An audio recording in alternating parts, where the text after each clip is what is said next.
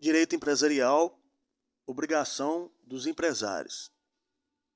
Meu nome é Felipe Tostes, esse é o canal FRT.Júri. Se você tem gostado das aulas, curta e compartilhe aí com seus amigos. A lei determina que é obrigatório aos empresários o registro. Mas como a gente já viu, o registro não é imprescindível para a caracterização do agente econômico como empresário.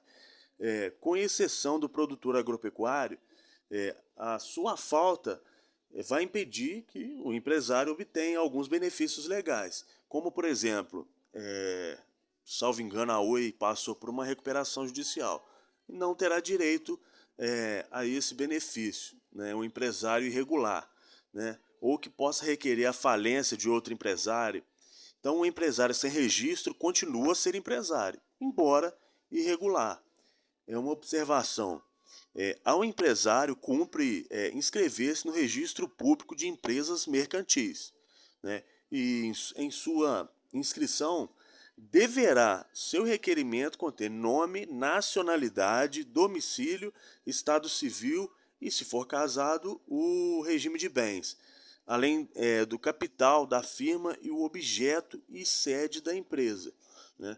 Qualquer alteração deverá ser averbada à margem da inscrição. Então, repetindo aí, na inscrição como empresário, deverá conter nome, nacionalidade, domicílio, estado civil, se for casado, regime de bens, além do capital da firma, né, e o objeto é a sede da empresa.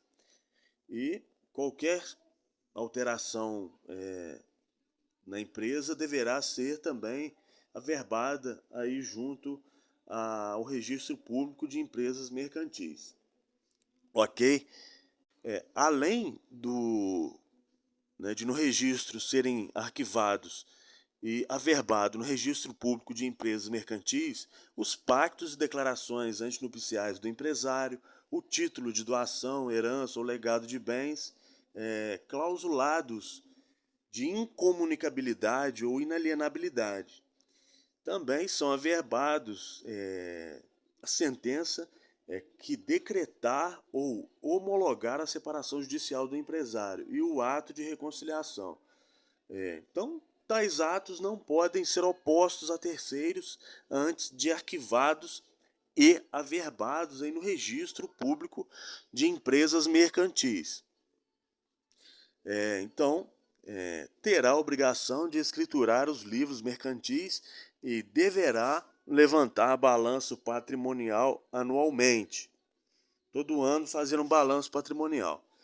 Enquanto o empresário deverá inscrever-se no registro público de empresas mercantis, as demais sociedades deverão inscrever seus atos constitutivos no registro civil das pessoas jurídicas, que é diferente. O registro deverá ocorrer em 30 dias da assinatura do ato, para ter efeitos ex tunc. Do contrário, terá efeitos apenas ex nunc, ou seja, dali em diante. Então, vamos lá. Inscrição com mais de 30 dias da assinatura. Efeitos ex nunc só produzem efeitos a partir do registro, ou seja, dali em diante. Inscrição com menos de 30 dias da assinatura possui efeitos ex tunc, ou seja, retroagem à assinatura do contrato.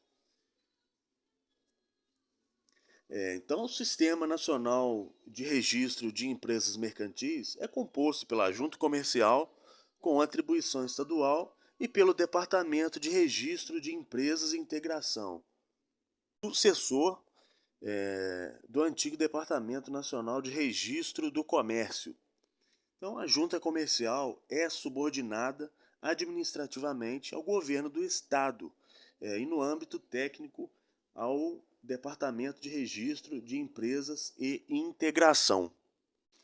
A função de cada uma das juntas estaduais é a de execução, principalmente. Então, compete às juntas as matrículas dos auxiliares do comércio, como leiloeiros, tradutores públicos, administradores de armazéns gerais, o arquivamento dos documentos relativos às sociedades mercantis e também as cooperativas. Também deverão ser arquivados aí na junta os pactos e declarações antinupciais do empresário ou dos empresários. O título de doação, herança, legado, bem como a sentença que decreta ou homologa o divórcio do empresário. Tudo isso aí juntado, esses documentos aí na junta comercial. Então, além do registro do empresário, a junta comercial tem atribuição para a autenticação dos livros comerciais. Então, cumpre as juntas comerciais o assentamento dos usos e práticas mercantis. Isso é importante. Então, cumpre as juntas comerciais o assentamento dos usos e as práticas mercantis. Então, a junta comercial não faz apreciação de mérito dos referidos documentos. A análise é apenas uma análise, digamos, formal, né? Seus atos poderão ser realizados por decisão aí do presidente da junta, por vogal, ou ainda pelo plenário ou pelas turmas de que são compostas aí as juntas. Das decisões singulares dos vogais ou da turma, cabe recurso ao plenário. Então, as decisões do plenário são recorríveis ao ministro de Estado-chefe da Secretaria da Micro e Pequena Empresa da Presidência da República. É uma instrução normativa aí de 8/2013 do Departamento de Registro de Empresa e Integração. Então, todos os recursos possuem o prazo de 10 dias úteis e não terão efeito suspensivo. Então, esse órgão, Departamento de Registro de Empresa e Integração, tem por função supervisionar e coordenar as juntas comerciais. E sua principal atribuição é normativa. Então, é ele quem estabelece as normas e diretrizes ao registro público de empresas mercantis. A aula foi feita aí em cima do livro do Dr. Marcelo Sacramone, que é doutor e mestre em Direito Comercial pela USP e bacharel em Direito, juiz de Direito do Tribunal de Justiça em São Paulo em exercício.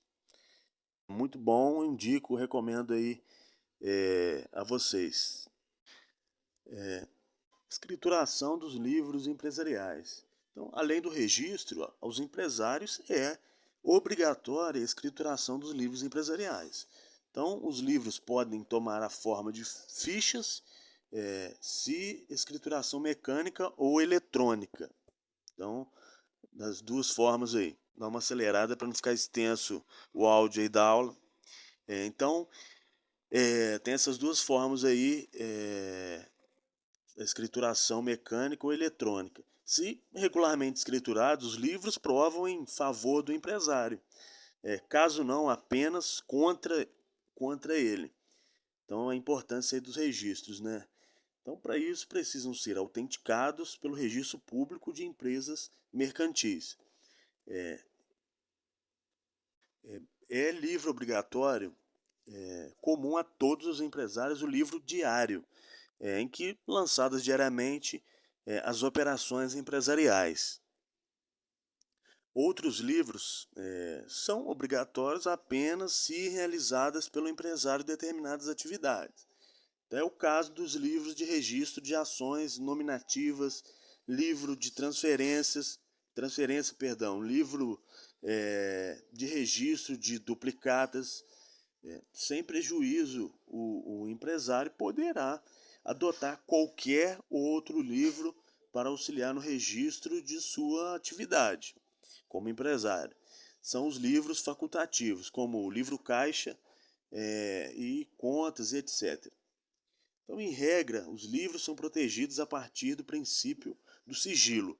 A divulgação de suas informações é restrita, mas poderá ser atenuada por determinação judicial de exibição, né, de documentos, se houver discussão sobre a sociedade, administração em caso de falência. E, por fim, os empresários deverão ainda levantar balanço patrimonial de resultado todo ano.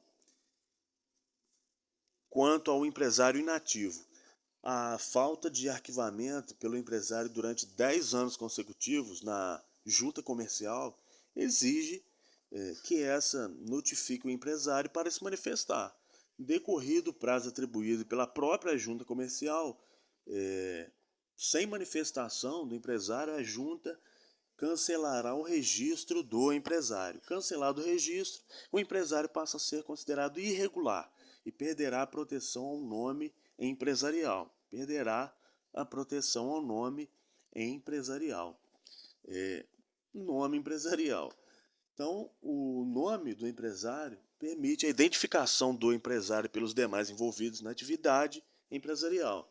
Pode ser composto por firma ou razão social e por denominação e permite a distinção entre os empresários. A firma é composta pelo nome civil do empresário individual e poderá ser facultativamente completada pelo gênero da atividade. Um exemplo, Paulo da Silva, comércio de brinquedos, e assim por diante. A razão social, firma social, por seu turno, é a utilização da firma para sociedades. Ela é composta pelo nome civil de mais de um dos sócios da sociedade, embora não precise ser de todos eles. Basta a inclusão da expressão e companhia. Então, as sociedades cujos sócios tiverem responsabilidade ilimitada utilizarão obrigatoriamente a razão social. Então, na razão social será incluído o nome dos sócios de responsabilidade limitada ou o de um deles, acompanhado da expressão e companhia. Então, são exemplos as sociedades em nome coletivo e a sociedade em comandita simples.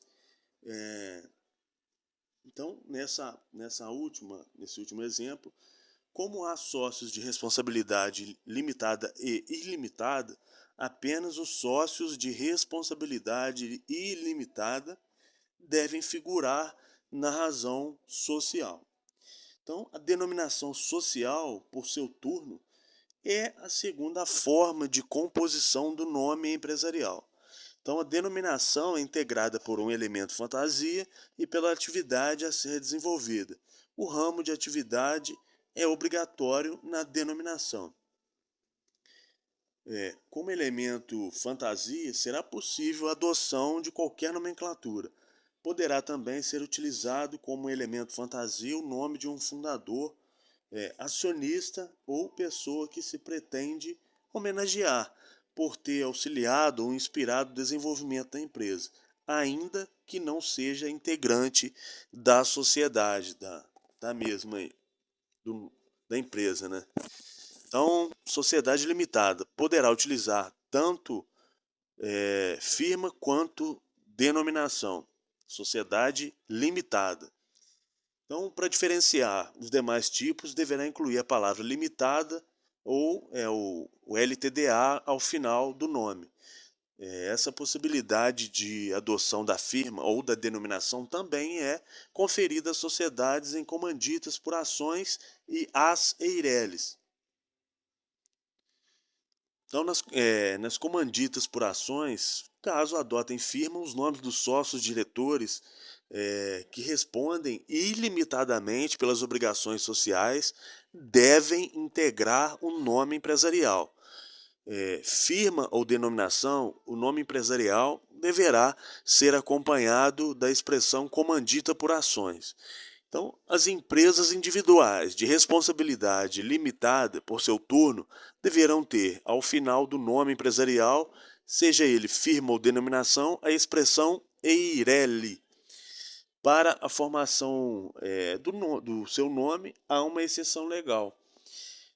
Caso adote a denominação, objeto social não é de menção obrigatória, mas é facultativa, né? É o que difere da regra geral aí. Então, a denominação é de adoção obrigatória apenas nas sociedades anônimas. Então, o elemento fantasia, acompanhado da indicação do objeto social, deverá ser somado à expressão sociedade anônima ou companhia. ou de forma abreviada, né? A única exceção é que a palavra companhia não poderá ser incluída ao final, para distinguir das sociedades que usam razão social. A expressão sociedade anônima, por seu turno, poderá ser inserida no começo, meio ou fim. Então vamos lá. Empresário individual, obrigatório, firma. João da Silva, por exemplo. Sociedade em nome coletivo, obrigatório, firma. João da Silva e Cia. Sociedade em comandita simples, é obrigatório, firma. João da Silva e Cia. João é o sócio comanditado. Sociedade limitada, firma, João da Silva e Cia, ou limitada, Cia limitada, e denominação, Mundo do João Comércio de Brinquedos Limitada. Eireli, firma, João da Silva Eireli, denominação Mundo do João Eireli, exemplo.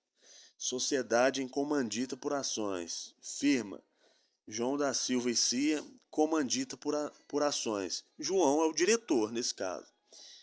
Denominação, Mundo do João Comércio de Brinquedos, comandita por ações. E por fim, a sociedade anônima, obrigatório, denominação, Mundo do João Comércio de Brinquedos S.A. Então, Companhia Mundo do João Comércio de Brinquedos. Não sei se deu para entender bem esse esqueminha aí, mas são exemplos aí das modalidades aí, né? De empresário individual, de sociedade, enfim. A proteção do nome empresarial, né?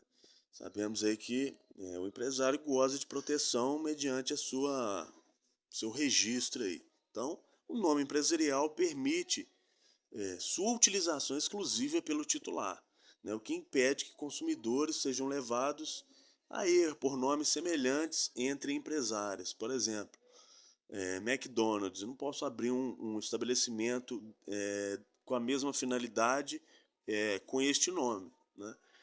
Diferentemente, se eu abrir um estabelecimento com uma finalidade diferente, eu poderia, né, colocar o mesmo nome, mas para evitar problemas é melhor que, né, evite-se esse tipo de nomenclatura aí parecida. Então, em razão dessa finalidade, o nome empresarial é protegido apenas no ramo determinado de atividade do titular. Nomes idênticos, né, que eu acabei de dizer, em atividades diversas, não permitem o engano dos consumidores. Então, essa proteção é feita pela inscrição do empresário ou dos atos constitutivos da sociedade na junta comercial. Como os limites aí de atribuição das juntas comerciais são estaduais, a proteção pela utilização é garantida nos limites do estado em que a inscrição foi feita. A proteção é estendida, a outro estado se houver nele o registro de abertura de filial. Do contrário, se pretende proteção em outro estado, o empresário deverá arquivar o nome empresarial nas demais juntas comerciais das localidades em que pretende a proteção.